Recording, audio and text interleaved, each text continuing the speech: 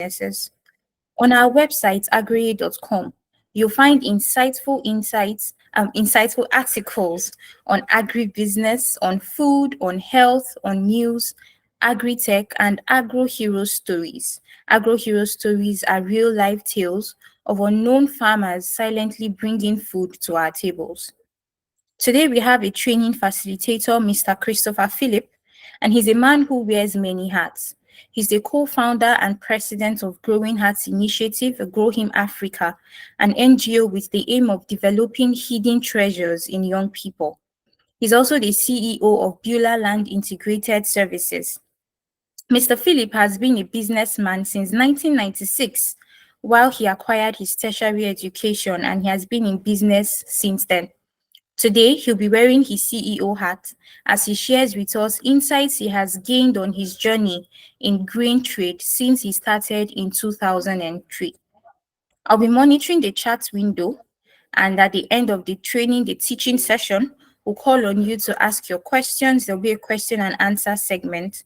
So please mute your microphones, follow closely, get your pen and paper, take notes, and don't miss a thing. We're ready to get started now. Mr. Philip, if you're ready, you can go ahead, sir.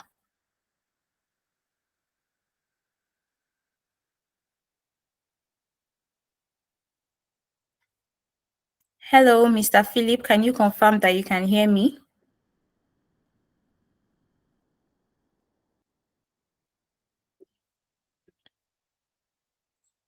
Okay.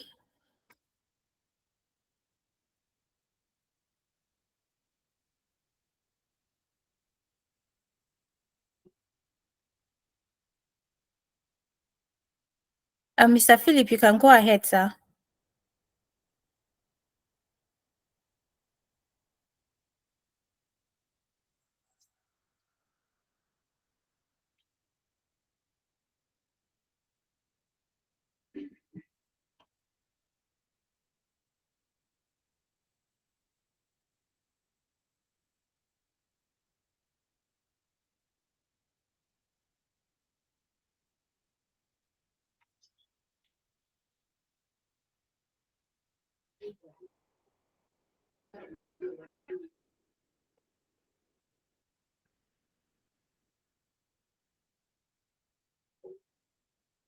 Okay, sir.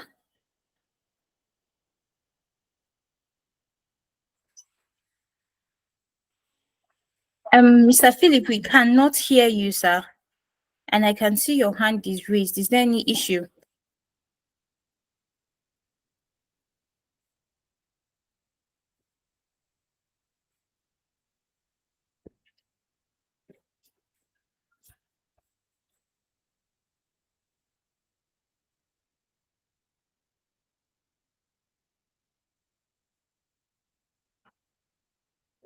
Sir, can you please drop a message? Okay, we can see you now.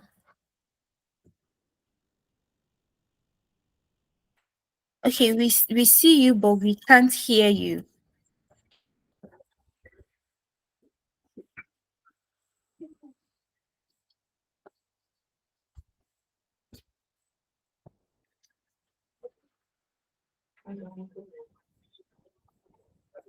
No, sir, we still can't hear you. I read your lips.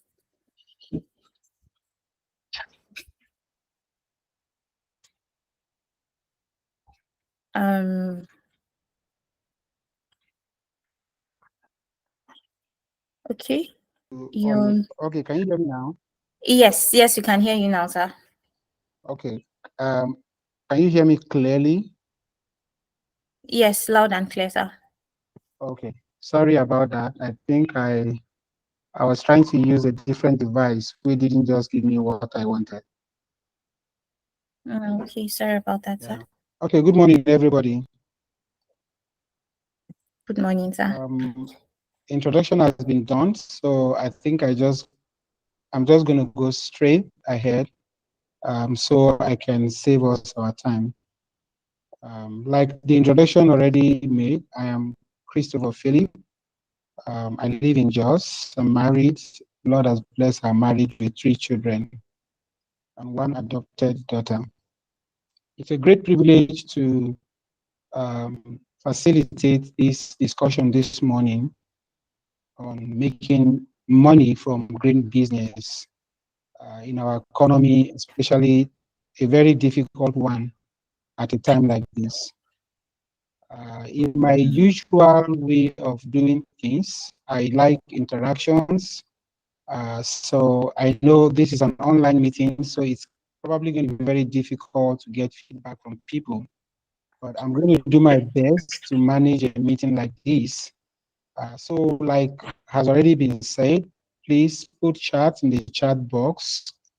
Raise your hands if you have questions, and I hope we can get to discuss more in a more community setting, so we can get feedback from each other.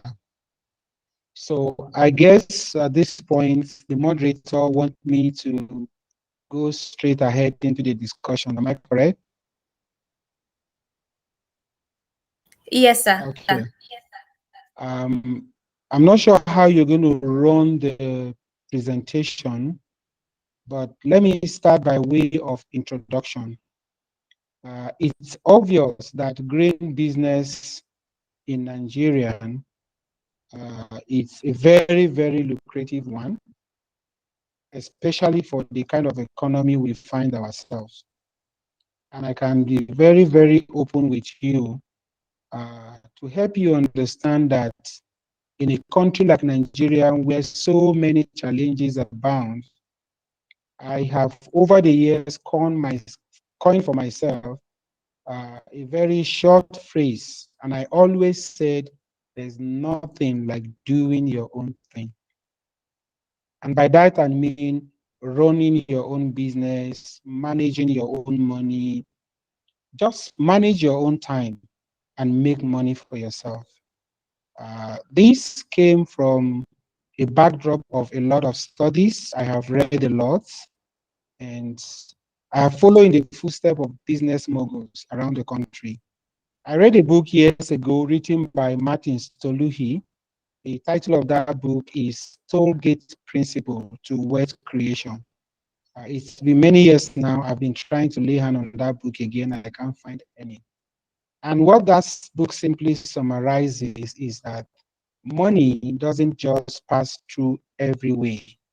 Uh, Money has paths, and it could be a very wise idea for everyone, especially for young people in Nigeria camping for jobs everywhere, to do your best to find what is the path of money, locate that path, create a toll gate along that path, and I can be very, very sure we will make money uh, like never before. Now, but today, we are concentrating of making money from grain business.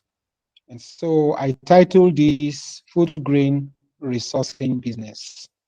And you can't allow 2024 to pass you by without making money. Now, let me start by asking us a very good question. Someone might say, why grain business?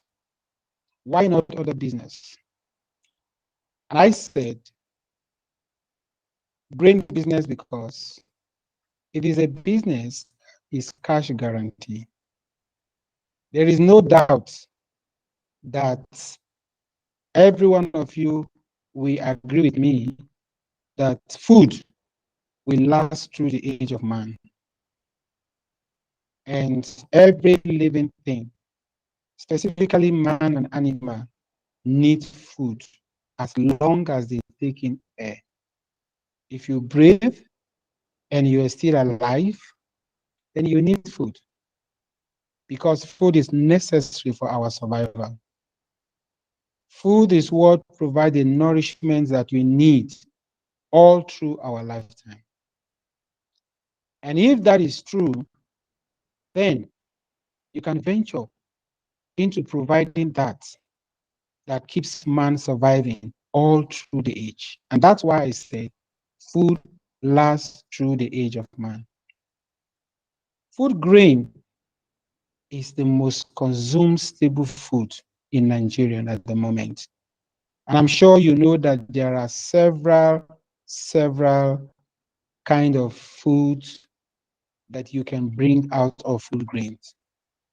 In the north, for instance, where the chunk of food grains are produced in Nigeria, you can be sure that well over 60 to 65% of the food that is produced in this country is food grains. And I'm going to tell us statistics. I'm going to give us real-time statistics very soon, how this is very, very true. I'm going to be talking to us with figures. I'm going to be giving you facts. And this is something that I have been involved in for the years.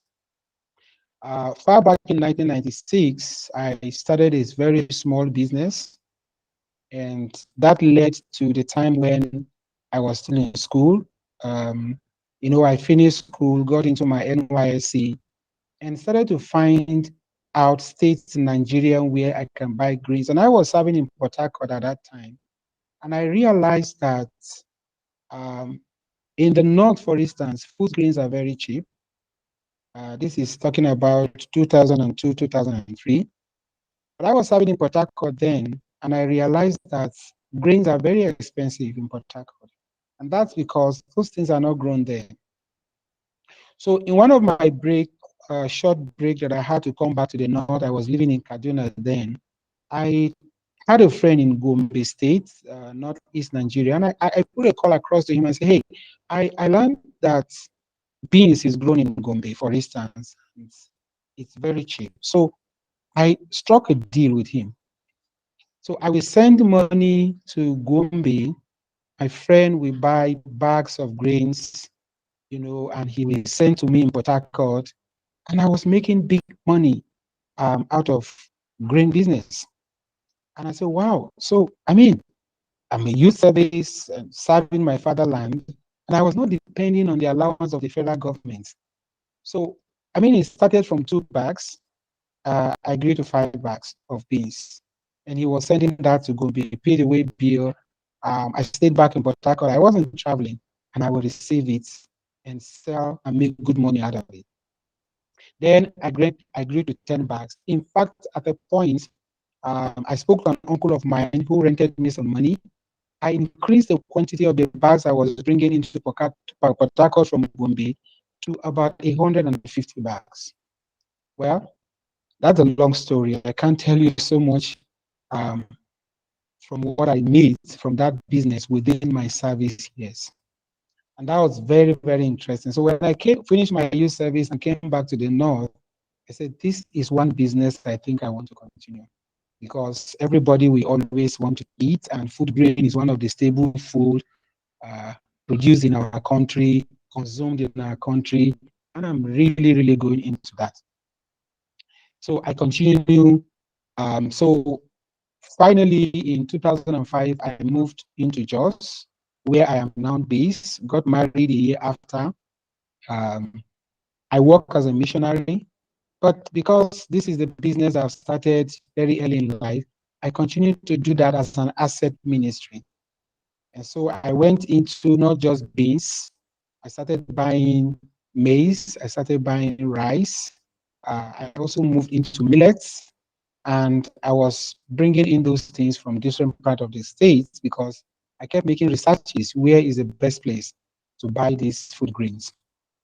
And so I've been in this business for quite some time, so I can tell you the nitty-gritties of what grain business is all about.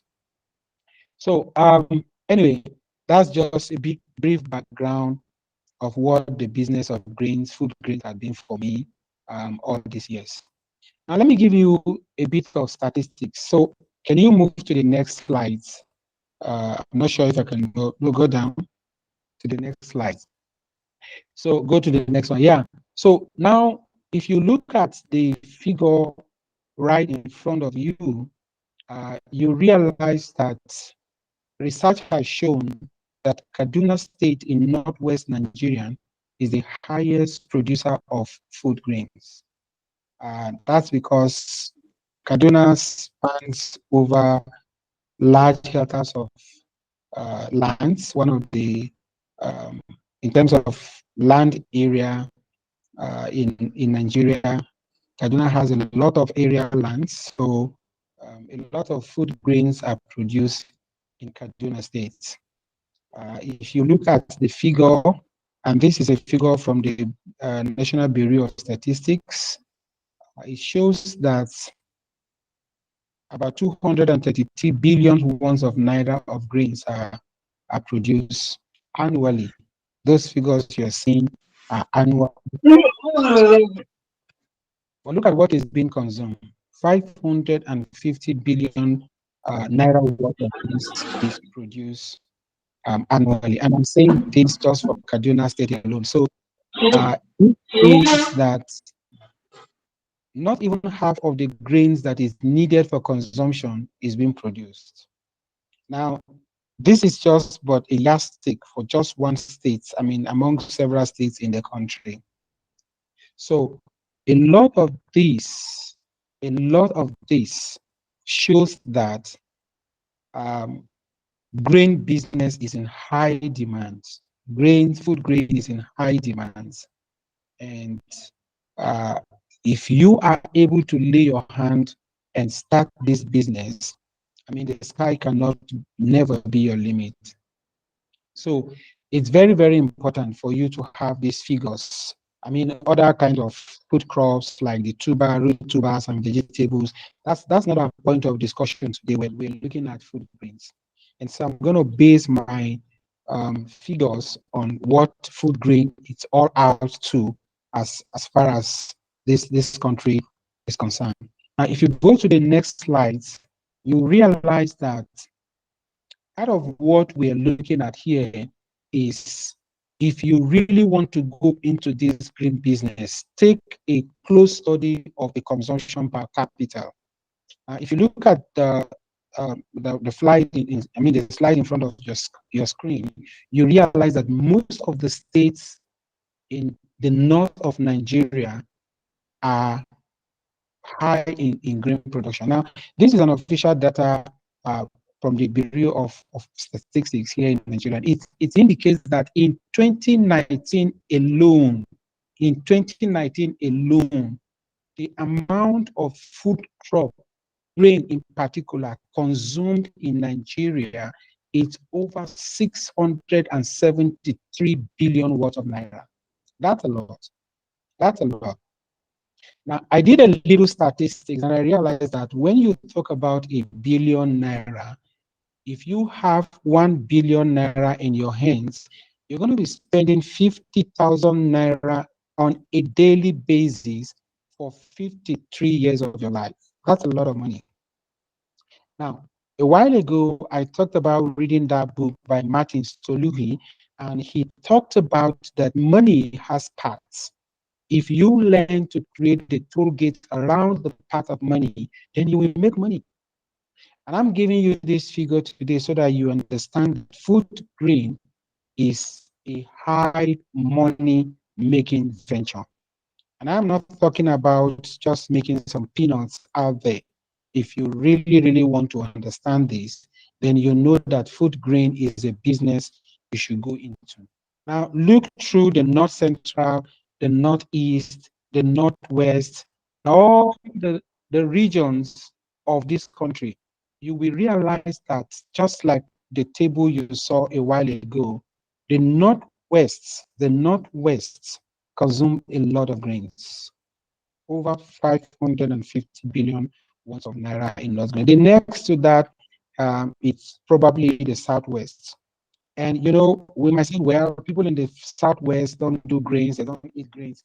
But think about other products that that is being produced from grains. For maize, for instance, talk about cornflakes, talk about a lot of cereals that are made from maize. So the demand is so high, you know. So this is very important for us to know. So it doesn't matter what region of the country you find yourself, all you need to do is to locate the region where these food grains are produced in high quantity. Now, let's go to the next slide and I will show you something very, very quickly on where you can have very good supply of these food grains. Now, it's also very important that you have informations when you want to go into this green business. Find out um, where are they produced in large quantities, how can you buy in bulk, and I mean, we're going to come to talk about transportations later on. Now, take for instance, I've talked about Kaduna, so look at Bauchi and Gombe, for instance. Bauchi, Gombe in the northeast, Sokoto in the northwest, also Benue in the north central, where you can find beans, you can find maize, you can find rice and soya beans. So some of these places are where some of these food grains are grown in quantity, and you can find those things in a very good price there. Of course, these states are major producers of some of these things I'm outlining out for us here. If you want things like rice, you want things like soya beans, talk about going to Adamawa in places like Kano, Jigawa, and also in states, you can find some of those food items there in good aggregates. Yobe, Borno, Katsina, Kebbi, Nasarawa, and Niger states also have granules and rice, and the truth of it is that two-third of the food produced in this country are in some of these, I mean, food grains produced in this country in one of these states that I've mentioned to you. So it's quite very interesting that if you want to do food grains, take note of these statistics and make your research, make your finding. Some of these things I can show you. The reason why Agroye is doing what he's doing today, I'm sure, is because you know that this is one thing that if you venture into, you will not have a regret for it. Now, it's also very important that if you go into the green business, you understand the best practices for storage, because food grain also has, like every other food crop, uh, best practices of storage. So let's go to the next slide. Now, food grains are maintained at a level of about 14% or less in terms of moisture content. Now, when you stock food grains, it's very, very important that you store them in a very good environment. Dry is very, I mean, the environment has to be very dry, and it's good to maintain uh, a moisture content of between 14 to 12%. This is very, very important. Now, you want to retain this moisture content because they add to the value chain of the grains that you are storing. Unfortunately, in this country, we lack good storage facilities, or if you want to construct the good ones, they're very, very expensive. So it's important that you know that to preserve these grains at a level where you retain their quality, then the moisture content is important. I visited a factory recently where a woman is running a processing industry, and I realized that she has well over 150 bags of rice that are spoiled. And what's the problem? She bought them when the moisture contents were really, really bad, and she lost a lot of money. Now, rice, for instance, if you store rice that has already uh, been processed and the rice, the brand has already removed, and you store rice at a wrong moisture content, I can assure you that by the time you want to sell, that rice must have lost not only quantity, but it must also have lost value. So you want to make sure that the moisture content is at a very good state.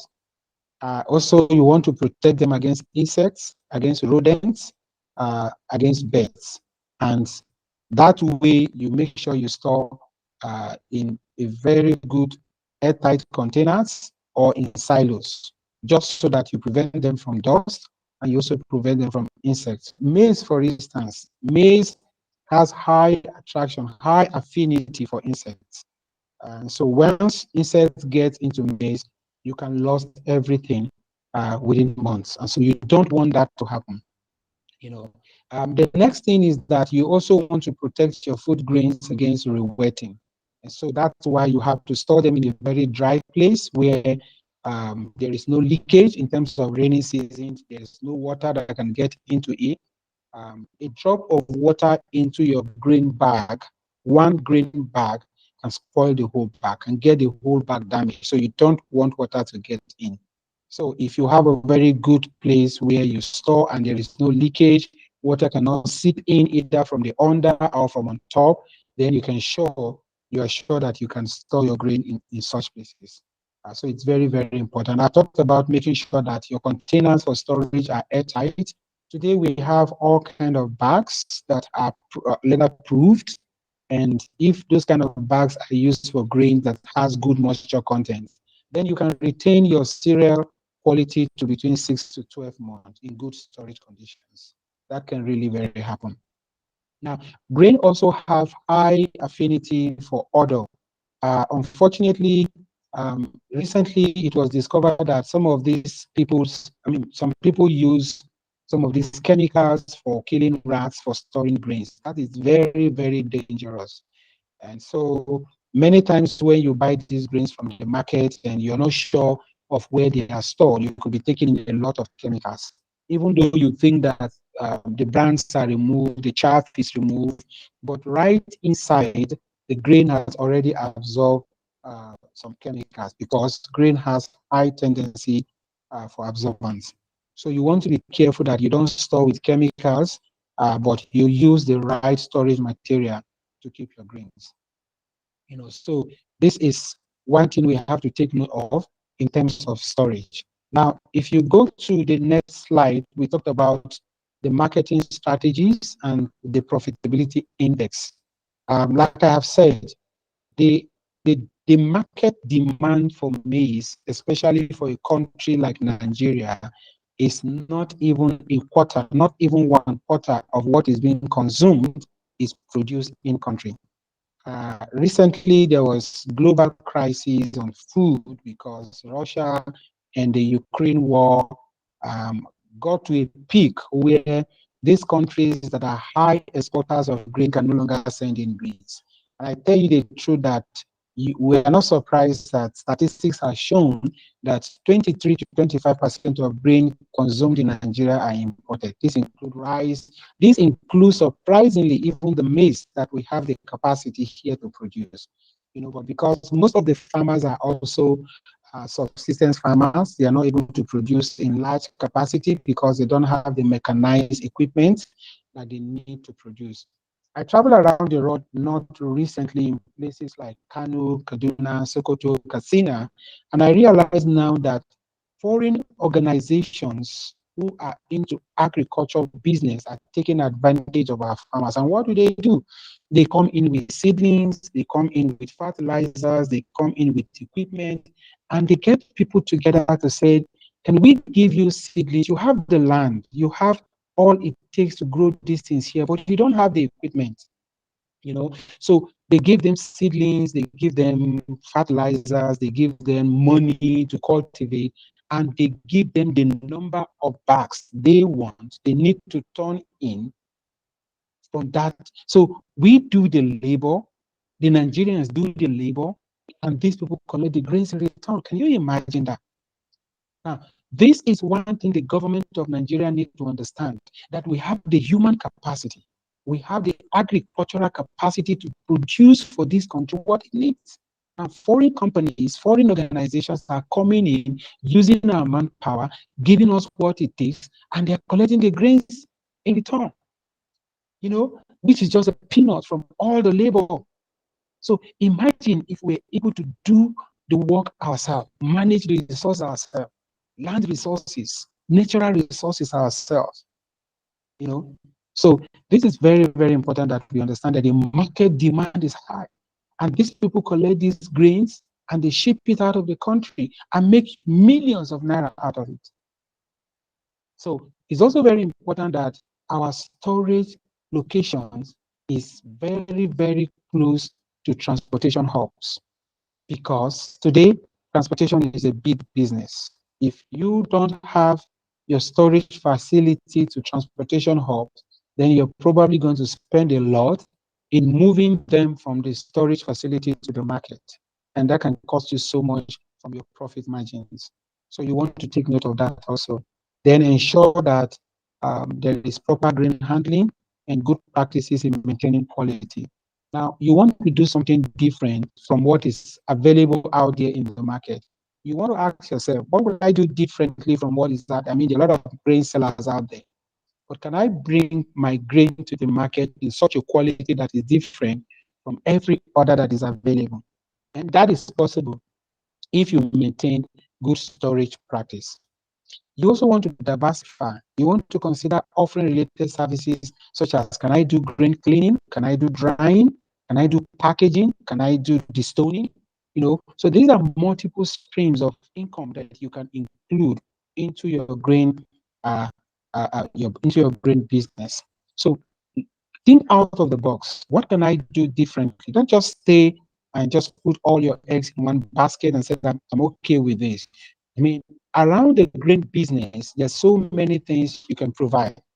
I mean, services you can provide that can add income to your stream. Then you also want to develop effective marketing strategies. You want to find out who are my bulk buyers, who are my uh, uh, uh, retail buyers. You want to check out all those things just to make sure that you don't just have this stock lying out there. You're also checking the market. When is the best time to sell? When is the best time to make money out of this? And so it doesn't matter if the dry seasons are not over and you realize that the market force is saying this is the best time to buy. You want to push out very quickly and then you can restock again.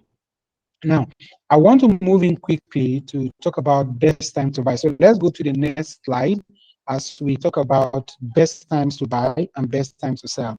Now, I'm not sure if there's others who are joining us from other part of the country, but I mean, in Nigeria, we have two major seasons, the rainy season and the dry season. Usually the rainy seasons, the grains go to the farm. I mean, the seedlings are planted and everybody waits for the number of months the grains need to grow and produce. Then we begin to talk about harvest. So the best time to buy is during the harvest season. So you want to find out what grain is available at a particular season. Now, all grains are not are not in the farm at the same time. Maize, for instance, you want to make sure that what is the best month in the year that the maize harvest is at its peak, and at that time you can buy. Now, I always will say that before you buy, there are also different species of maize in different locations. I'll give you an example. If you come to Jos, for instance, and go to places like a local government called Mangu in Plateau States, and you compare the kind of grain they have with another local government they call Saminaka in Kaduna State, you are definitely going to have two different types of maize grains.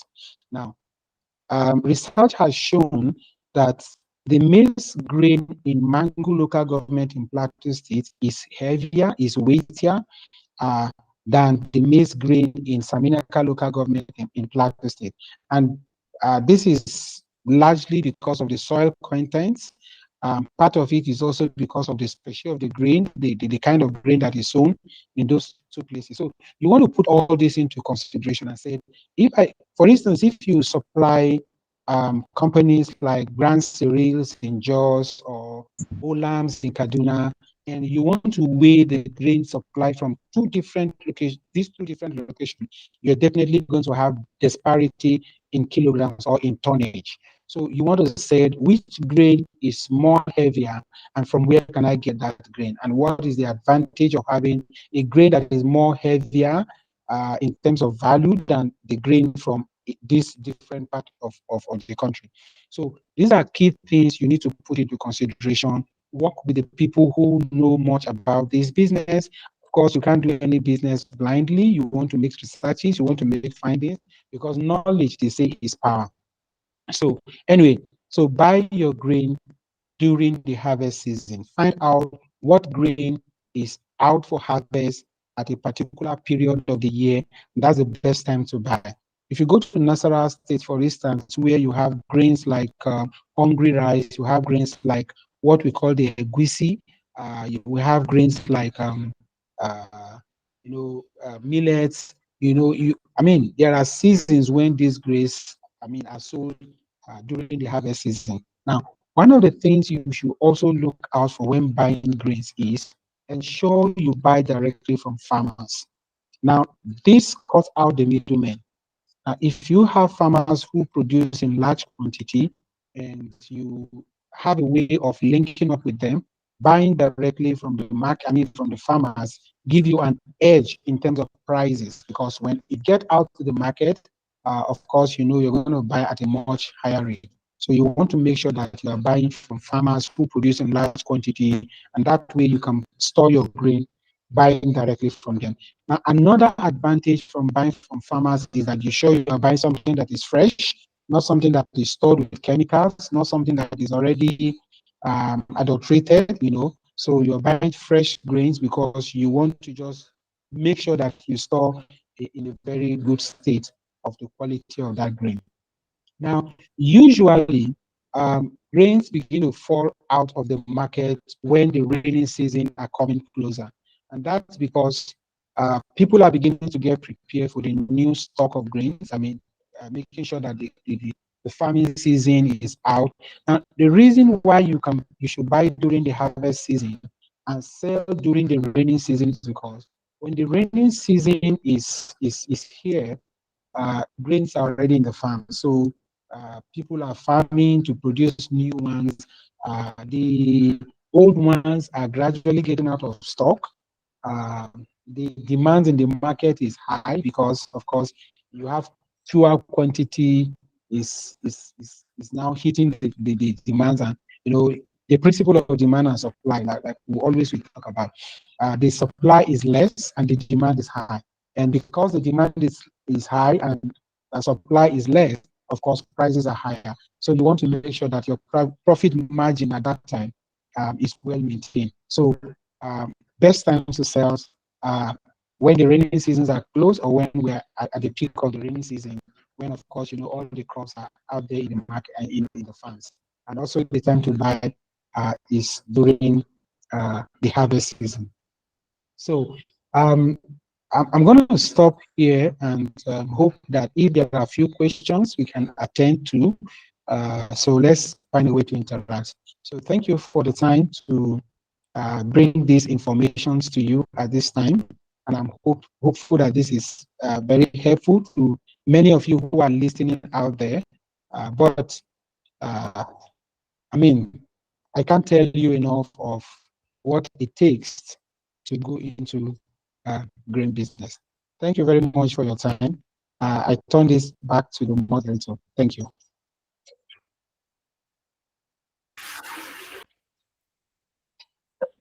Thank you so much, sir. It was great having you.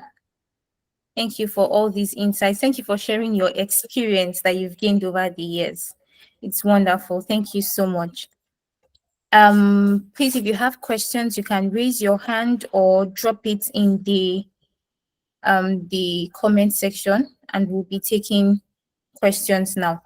Before questions come in, I'll just like to ask. Several people have an issue with storing grains to resell later. So, how do we justify the morality of this? I mean, I know Christians and Muslims that have issues with it. They say that we are just hoarding grains. So, how do we justify this business, the morality?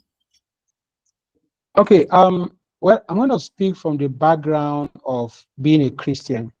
And I'm going to give you an example in the scriptures about Joseph, right? So Joseph got to Egypt, and of course, he went through a lot, but climbed up the ladder to being the prime minister in Egypt. And I think one of the things that the Bible spoke about Joseph and his wisdom was the fact that the Lord showed him that in Pharaoh's dream, for instance, that the first 7 years is all about 7 years of abundance, right? And then the next 7 years, there's going to be a lot of famine. The truth is, every generation has its own challenges. And as far as food is concerned, food is going to remain a major part of that challenge because man cannot survive without food. So look at what Joseph did. He advised Pharaoh and said, for these years of abundance, it's wisdom to store up as much as we can. And that was what Joseph did, right? because life is full of up and downs. The fact that today we are up does not mean there are not going to be years of down. And so Joseph stored up those grains, and um, years later, or a few years down the line, there was famine because the revelation was there.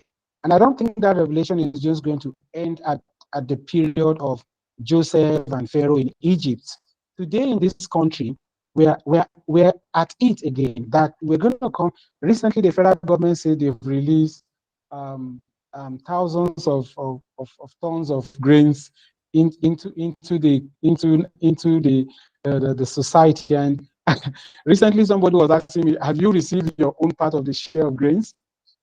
So that's interesting. So I mean, you store grains because you obviously know that we can't eat up everything. Only a fool eats everything from what he makes, and that's part of what we're talking about here today.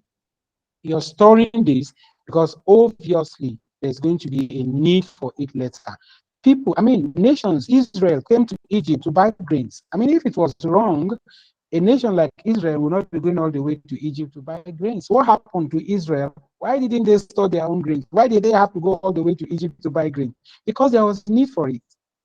Will they have gotten grains to buy if Joseph didn't store those grains in Egypt? So, I mean, this is a very clear principle, even scripturally, that we can't eat up everything that we make.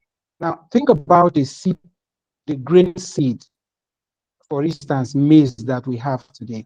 Where did the maize grain seed come from? It came down all the way from the Garden of Eden.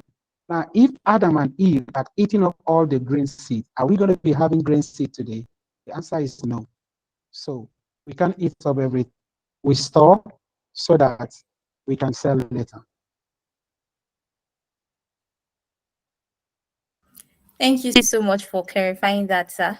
One thing I'll take away is only a fool will eat up everything at the moment. So we have to store so that there would be food available in the future. Thank you so much, sir.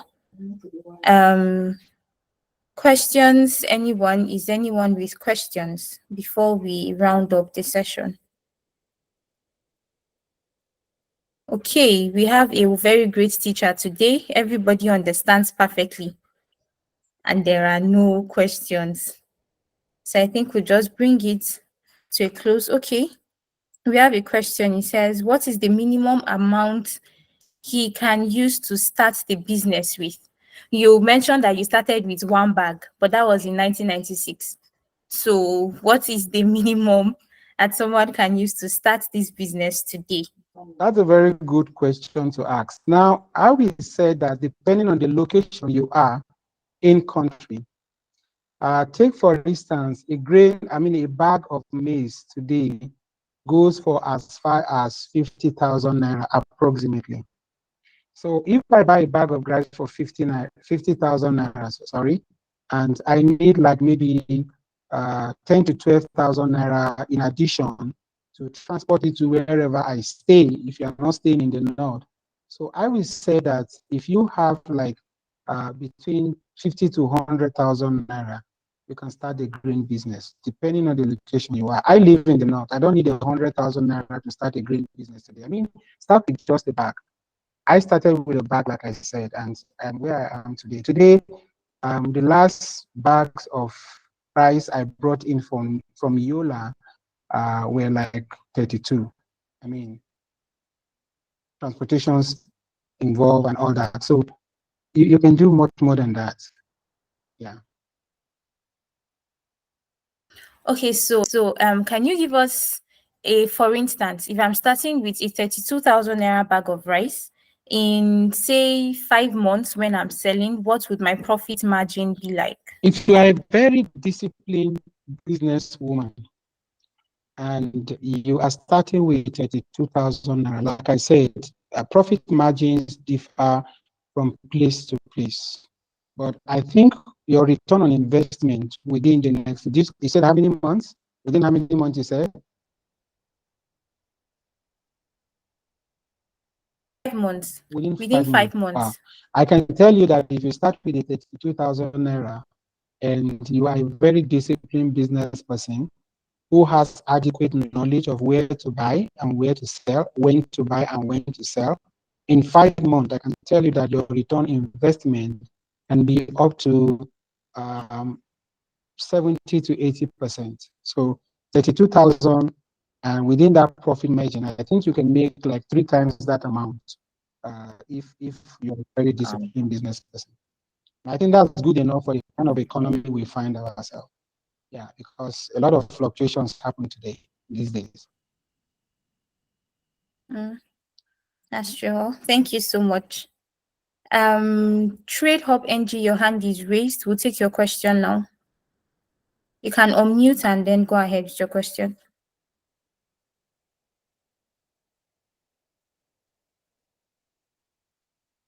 Trade Hub, are you with us?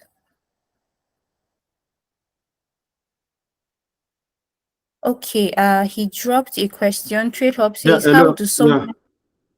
All right, hello. fine. So sorry, my screen went very small, so I couldn't see the screen. Yeah, and thanks so much for the opportunity to at least learn and to see the prospects this grain business has.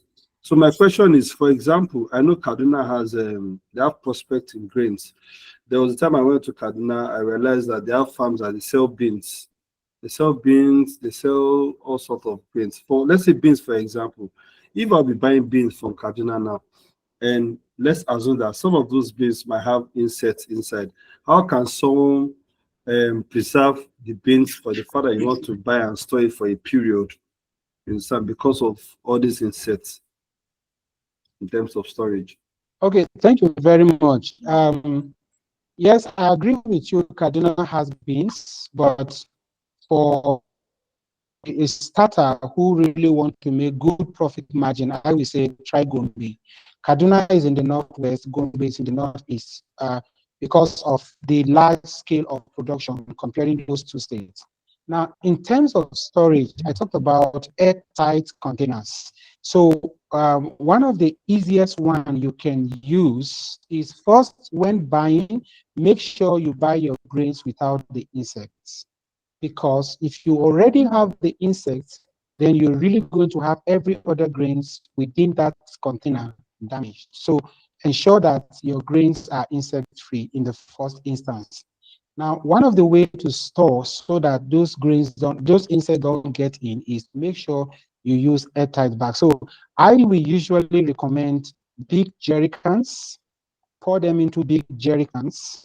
And in the north here, we have this small pepper. They're very good for storage. So when you put them inside those big jerry cans, put some dried pepper inside, small peppers inside, and tight it very well.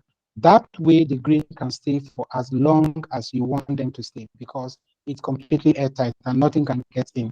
So 20-liter jerry cans, 25-liter jerry cans. Today we have like 50 liters of jerry cans. I mean, just look for big jerry cans, put your grains into them, and make sure that they are airtight. You can store them for as long as you want to store them.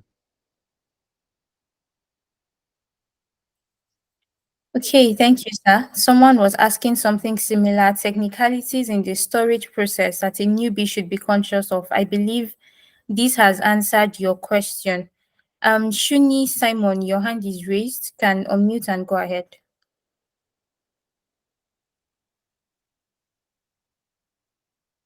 Good morning. Good morning, everyone. Good morning. Thank you so much for your presentation, sir. Please, I want to ask, are there like to start this business, are there like food laws and regulations that one has to comply with? And would I also need to consider things like insurance, licenses, and permits in order to actually start this business Thank you with? very much for that. All right. Thank you very much. Yeah, Yeah, that's my every question. country has Yes, sir. food laws. In Nigeria, we call them the NDLA. NAFDAC is also one of them. All these are regulatory agencies that check to make sure that the quality of food that we sell out there are fit for consumptions. Now, I will say everybody who is going into business, do the best you can to get registered first with a corporate, we call them the CAC registration for Nigeria. If you want to go into large scale productions, then you need those certifications. But I would say if you want to store and sell, then you really do not. Like I said, hear my word very clearly. Get yourself registered and do business in the right way. Is that okay? Now, for storage, just ensure that you keep to the regulatory standards of the country. You're not storing with chemicals. You don't, because once in a while, even in my grain store, for instance, once in a while they come to check to be sure that we're using the right, storage as a module to store our grain. So we're not using chemicals to sell. Even though in this country everything go, I will not recommend that. Do things for the sake of posterity, for the sake of conscience. So yes, get yourself registered, follow the right regulatory standards for the organizations who check, just to be sure that you live above board. That's very, very important. Yeah. I believe that has answered the question. Thank you. Thank you, sir, for answering. Um, we have another question. What can be done in case of pest or insect infestation? Can it be salvaged or has the fruit purchase just gone to waste? Interestingly, this depends on the kind of insects that have infested your grains.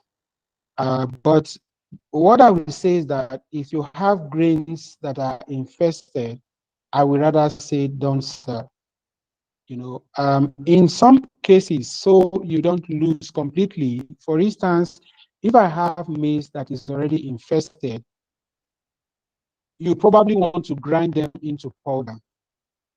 That way, um, because some of these insects are not entirely bad for human consumptions. It's just that they damage the quality of the grain. The insect that infests beans, for instance, eat up all the nutrients in the beans and leave just the shell, the carcass. Is that okay? And so you don't want to sell this to end users who have nothing out of what they have bought. But if this is in your custody and it has happened, I would rather say don't sell it out to the public. I mean, there's always loss in every business. So, but there's no way you can help it. And that's why we're talking about preventive measures. So prevent before it happens. Rather, it's more expensive to cure. Yes, we've been told since we're growing up, prevention is better than cure. And someone recently told me, as a businessman, losses are part of the dance. So just count your loss and don't be discouraged, but go again next time. And this time, it's preventive measures. Someone is asking, sir, how can one protect foods from thieves, especially when selling to market women that come to you for supply? So I think this person stores in a particular place, and then retailers come to purchase from that warehouse. So now she's asking, how can you protect the food from thieves? I guess apart from using padlock. That's a very interesting question. And I think my only response to that is ask God for wisdom. Ask God for wisdom. Yeah. Indeed. Safety is of the Lord. But please use padlocks. Maybe employ security men Yeah, or because something. you see, But honestly, in this I country, there is a store very close to where I do business, and on 2 occasions, the woman's bags of rice were virtually emptied. I mean, she rented this store in a very lucrative place. I mean, people patronize that place a lot, and she run a small processing industry actually. So she buy rice from various places, destone it, process it, and rebag it, and she stock it up as a warehouse where people can come and buy. And on 2 occasions, they came with vehicles to break the house. I mean, at the first instance, she refortified the place. They came again, break into it. So, I mean, it's difficult to say this is the A, B, or C of protecting your not just green, but your property. And like you said, only God can protect us. So I've just reminded in the first training session we held last month, the facilitator said when transporting tomatoes from the north to the south, you need to call on the God you believe in for your products to get there without spoilage. So now it seems prayer really is very important in business. Every business should have a prayer unit. Shuni Simon, sorry, I don't know, is this new or the hand was not dropped? Shuni Simon, your hand is still raised. Okay, I think it's from the previous time. So I think we don't have any more questions. Thank you so much, Mr. Philip. This was it was wonderful. Thank you for answering the questions. Thank you for the great presentation. It has been a pleasure having you with us today. And with this, I think we can conclude the training session. Thank you all for attending. We hope that you have learned. I know I have, and I really want to start this business now. I think I'm equipped with enough knowledge to start. Just one more We parting dropped word, links just in one the last parting word okay. is to encourage everyone out there who wants to do not just grain business, but any kind of business, that we must do things differently. Let's not follow the tide to do things wrongly and say, this is Nigeria. This is Nigeria for you and I. And we must raise a crop of new generations that must do things right. For food and for sold for human consumption, we must protect it like we protect our lives and do the right thing. There's a lot being done out there that is very wrong as far as food is concerned. Please, let's do things right. Thank you. Thank you so much, sir. So with integrity and morality, let's go into agribusiness. Thank you. Someone is asking if it's possible to connect with you. I believe Uh the organizers of this can answer that questions. I mean, it's an open world. Feel free to share information, because we want people to do things right and get to grow from whatever they are doing now. So yes, I mean, we're willing to share ideas.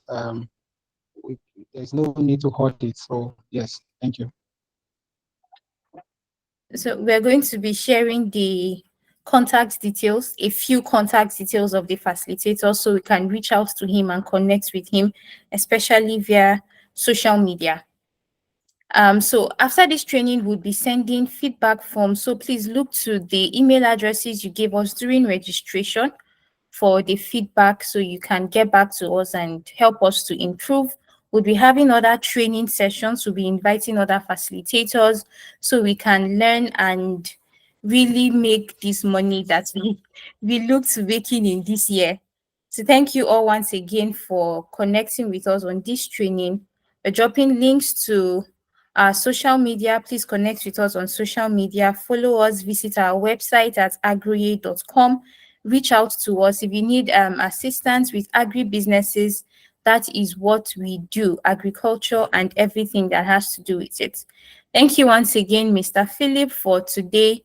We are grateful and thank you all for joining us. We hope to see you next month on our next training session. Thank Have a you. great Bye-bye. weekend. Thank you. Bye.